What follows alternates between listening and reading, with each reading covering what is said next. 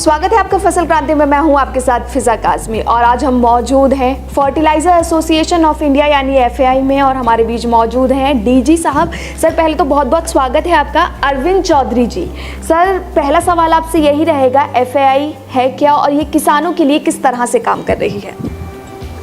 सर्वप्रथम फसल क्रांति को धन्यवाद देना चाहूँगा कि आपने हमें अवसर दिया है हम किसान भाइयों को अपनी गतिविधियों के बारे में थोड़ा सा अवगत करा सकें।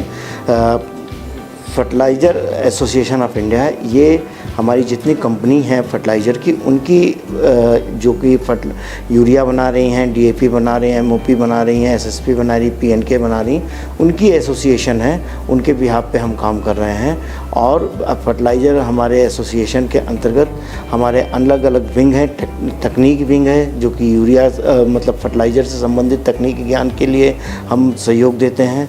दूसरा हमारा मार्केटिंग विंग है, मार्केटिंग स्ट्रेटजीज़ क्या होनी चाहिए उस पर हम ध्यान देते हैं। तीसरा हमारा प्रकाशन विंग है, विभिन्न प्रकार के प्रकाशन हम अपने यहाँ से निकालते हैं, जैसे फर्टिलाइज़र का सांख्यिकी डाटा पूरा निकाला जाता है, खाद पत्रिका निकाली जाती है, हर मंथली जर्नल्स निकाले जाते हैं, ये सारी और अदर अन्य प्रकाशन भी हैं हमारे। साथ साथ इसमें एग्रीकल्चर विंग है, एग्रीकल्चर डाटा, एग्रीकल्चर पत्रिका निकाली जाती है, मंथली डाटा एग्रीकल्चर का निकाला जाता है।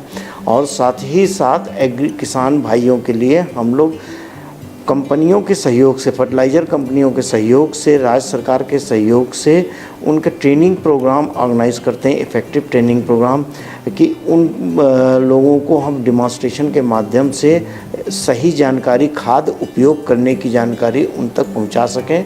और हमारा 3 रीजनल ऑफिस हैं, जो कि पश्चिमी क्षेत्र है, मुंबई में है ऑफिस, दूसरा चेन्नई में दक्षिण क्षेत्र का कार्यालय है, और तीसरा पूर्व क्षेत्र का कार्यालय कलकत्ता में है।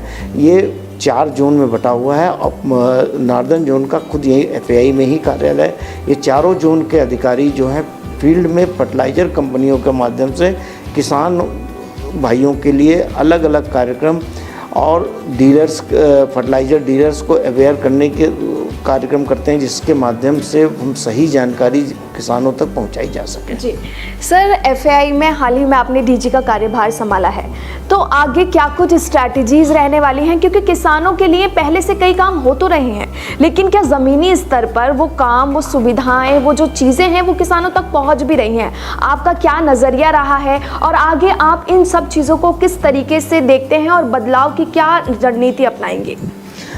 सर्वप्रथम हमारा लक्ष्य है कि हम किसान भाइयों को किस तरीके ज़्यादा से ज़्यादा जानकारी, खाद्य उपयोग करने की जानकारी दे सकें। और जैसा कि अब आने वाले सरकार ने भी ये लक्ष्य रखा है कि हम निर्भरता जो है रासायनिक खादों से कम करके उसके साथ हम ऑर्गेनिक और बायो कंपोस्ट खाद को भी मिक्सिंग करने का प्रयास करेंगे। ये कार्यक्रम हम अपने एग्रीकल्चर विंग के माध्यम से और फर्टिलाइज़र कंपनियों के सहयोग से हम ज़्यादा से ज़्यादा कार्यक्रम, जैसे किसान मेला ऑर्गेनाइज़ करें, जैसे प्रशिक्षण कार्यक्रम ब्लॉक लेवल पे ऑर्गेनाइज़ करें, हम स्ट्रेटजी तैयार कर रहे हैं। और उस स्ट्रेटजी के माध्यम से हम किसान भाइयों को पूरी से पूरी जानकारी, जहाँ तक हम पहुँच सकते हैं, जितने स्तर तक पहुँच सकते हैं, उस स्तर तक वास्तविक जानकारी किसान भाइयों को दें कि खाद का उपयोग किस तरीके से करें। और खाद, देखिए, खाद के बिना तो हम फूड सिक्योरिटी हम अपना लक्ष्य नहीं प्राप्त कर सकते हैं, जो कि बहुत महत्वपूर्ण है। हमारी जो ग्रोथ है कृषि की 3 से 4% है, वो बराबर होनी चाहिए, जिससे कि हमारे पास समुचित खाद्य भंडारण रहना चाहिए। उसके लिए हम एकदम से रासायनिक खाद को नहीं बंद कर सकते, परंतु रासायनिक खाद का कम से कम उपयोग, साथ ही साथ ऑर्गेनिक और बायो फर्टिलाइज़र का भी उपयोग बढ़ाएं। और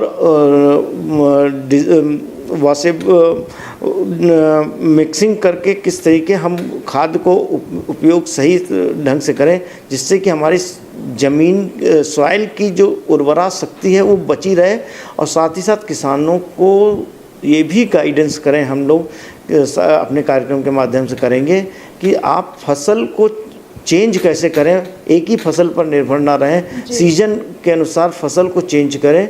तो इसमें हम राज्य सरकार का भी सहयोग लेंगे, केंद्र सरकार के कृषि विभाग मंत्रालय का भी सहयोग लेंगे, और फर्टिलाइज़र मंत्रालय हमारा है ही है, साथ सहयोग करके हम लोग आगे बढ़ेंगे इसमें। सर, हम देखते हैं कि कृषि क्षेत्र में सब्सिडी का एक बड़ा रोल रहता है। आज यूरिया पर सब्सिडी है तो उसका उपयोग भी ज़्यादा है, लेकिन उस सब्सिडी के और उस यूरिया के जो उपयोग है उससे मृदा की जो स्वास्थ्य है वो ख़राब होती जा रही है। एफएआई इसके लिए कैसे कार्यरत है और किसानों को किस तरीके से इसका पूरा ज्ञान दिया जाना चाहिए, आपको क्या लगता है? ये बिल्कुल सही आपने कहा है कि रासायनिक खादों के अति उपयोग का मुख्य कारण सब्सिडी है जी। और ये निश्चित है, सरकार ने आज डॉलर के दाम 82 रुपये तक आ चुके हैं। आज अंतर्राष्ट्रीय बाज़ार जो है, क्योंकि रासायनिक खाद का जो सबसे बड़ा कारण है कि हम कोई भी रॉ मटेरियल हमारे देश में उपलब्ध नहीं है, और साथ साथ फिनिश गुड भी हम विदेश से ही मंगा रहे हैं। तो बहुत ज़्यादा हम इसमें पूर्णतः निर्भरता विदेशों के ऊपर है। तो विदेशों में होने वाली हलचल, जिस तरह की यूक्रेन रशिया हलचल हुई है, उसके कारण इस पर बहुत ज़्यादा असर पड़ा और सब्सिडी का भाग बढ़ता चला गया। आज फिर भी भारत सरकार पूर्णतः प्रतिबद्ध है कि हम किसी भी तरीके का आर्थिक भार किसान भाइयों के ऊपर नहीं डालेंगे, जिससे कि वो खाद का समुचित उपयोग ना कर सकें। सरकार खुद वहन कर रही सब्सिडी को, सब्सिडी फर्टिलाइज़र कंपनियों को उपलब्ध करा रही, परंतु इसमें ये किसान भाइयों की भी जागरूकता की बहुत आवश्यकता है थोड़ा सा, कि रासायनिक खादों का उपयोग उस मात्रा में करें जिस मात्रा में उस फसल की आवश्यकता है। इसके लिए जितने भी स्टेक होल्डर हैं, चाहे वो राज्य सरकार है, NGOs हैं, ब्लॉक लेवल के कर्मचारी हैं, या फर्टिलाइज़र कंपनीज़ हैं, या अन्य जो इससे जुड़े हुए लोग हैं, वो सही जानकारी किसानों तक दें। और FAI भी पूरी कोशिश करेगा किसानों तक सही जानकारी, हमारी खाद्य पत्रिका, हम साथ ही साथ अभी हम रीजनल ऑफिसेस को पूरा निर्देश दिए हैं, हमने निर्देश दिया है कि वो स्थानीय भाषा में भी अपनी पत्रिका का प्रकाशन करें।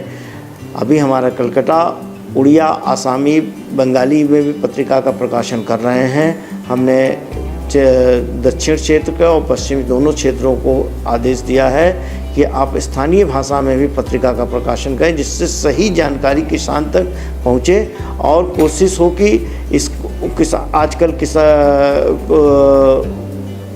हर किसानों के भाइयों के पास फ़ोन सुविधा उपलब्ध हो रही है, तो ऐप के माध्यम से भी जो स्थानीय भाषा में ऐप तैयार करके भी हम लोग उनको प्रशिक्षित करने का प्रयास कर सकते हैं। हम रासायनिक खाद कंपनियों से आग्रह करेंगे कि हमें सहयोग दें, जिससे कि हम इस लक्ष्य को भी पूरा कर सकें। जी सर, अगर हम बात करें क्रॉप स्पेसिफिक फर्टिलाइज़र की, तो इसके लिए किसानों की और FAI की ओर से किसानों के लिए क्या कदम उठाया जा रहा है और किस तरीके से आगे काम किया जा रहा है? नहीं, वही बात वही आ रही कि क्योंकि सबसे बड़ी चीज़ किसानों को जब तक हम किसान भाइयों को जब तक सही जानकारी नहीं देंगे, क्योंकि जो सबसे बड़ी चीज़ डिफिशियंसी है न्यूट्रिशंस की, भूमि में न्यूट्रिशंस की कमी हो चुकी है। 12 टाइप के माइक्रो न्यूट्रिशंस हैं, जिनकी डिफिशियंसी के कारणवश हमारी फसल जो है सही ढंग से हो तो रही है, परंतु उसमें न्यूट्रिशंस की कमी के कारण आने वाली जनरेशन को जो ग्रोथ है आगे आने वाली जनरेशन का, उसमें डिफिशियंसी बढ़ती जाएगी। तो इसलिए न्यूट्रिशन का सही उपयोग हम अपने प्रोग्राम के माध्यम से ही उनको उपलब्ध कराएंगे। हमने जैसे ऐप की बात करी, ऐप के माध्यम से और राज्य सरकार के सहयोग के माध्यम से इसमें आगे बढ़ने का प्रयास करेंगे हम लोग। जी सर, FAI हर साल एक थीम ऑर्गेनाइज करती है, एक प्रोग्राम सेमिनार ऑर्गेनाइज करती है। इस बार की अगर हम बात करें तो क्या इस सेमिनार की थीम रहने वाली है? हम लोग अंतर्राष्ट्रीय स्तर पर सेमिनार प्रतिवर्ष आयोजित करते हैं। इस साल भी हम लोग 7, 8, 9 दिसंबर को ये कार्यक्रम दिल्ली में ही होटल पुलमैन में ऑर्गेनाइज कर रहे हैं, जिसमें हमारा 2 पार्ट है। एक कार्यक्रम हमारा थीम बेस्ड है, टेक्निकल सेशन, जो कि फर्टिलाइज़र 2030 क्या स्टेटस रहेगा उस पर हम रख रहे हैं, किस तरीके हम ग्रीन एनर्जीज़ को यूज़ करें उसमें उस पर रहेगा। और दूसरा हम इस करीब 50 स्टॉल के माध्यम से लोगों को डिस्प्ले करके इंफॉर्मेशन डिसमिनेट करने का प्रयास करेंगे। और हमें सभी लोगों से इसमें बड़ा अच्छा सहयोग मिल रहा है। लोगों ने बड़ा अप्रिसिएट किया कि कोविड के बाद FAI ने ये स्टेप उठाया है।